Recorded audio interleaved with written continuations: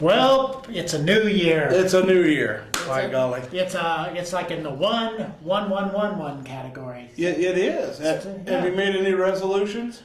Well, I've made a few, but I don't like to talk about it because that means I don't keep them. So have I. I've just made the same one I always make. Can you tell?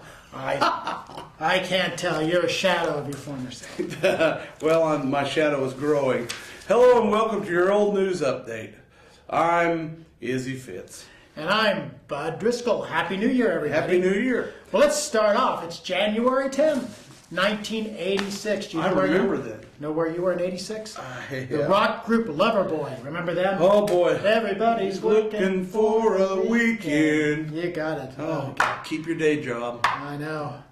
Kicked off a national tour Thursday night with a concert at the Bicentennial Center that had general admission seating. It was the first general admission concert the center has had in 2 years, but it wasn't the first time a rock group began a nation tour in Salina. About 7,500 people each paid $13.50 for a chance to grab the best spot they could find. You can't buy popcorn for that now. I know. Loverboy and their opening act, the Hooters. The Hooters. I can't remember what song they did, but I'm sure they had something big. We better stop right there. Yeah, I know. January 16, 1986. As of Wednesday, the satellite dishes that have cropped up mostly on the lawns of rural homes no longer could harvest the signals from HBO and Cinemax. Ooh. Dish owners who tuned to those channels found a rolling, fuzzy picture. Full-time scrambling of the channel's satellite signals had begun in a war against pirating of pay television. I remember that. There were certain folks that could get HBO for free and Cinemax. I know, and they were just kind of like stealing it. Yeah, it was like stealing. But now you pay for it. Yep, now you got to pay for it. It's another utility. Another utility. January 12th, back to 1961. A man was caught by Salina police Wednesday because a resourceful 10-year-old girl used a rock to scratch his auto license number on the handle of a school crossing flag. That's a smart girl. The 39-year-old man signed a statement admitting he drove past Oakdale School Tuesday and exposed himself in front of the girl, who is a crossing guard. The girl scratched the license number on the handle of the flag because she didn't have a pencil and paper. Now, that's kind of like MacGyver. That's resourceful. I bet she was a Girl Scout, too. I bet she was. Well, as a crossing guard.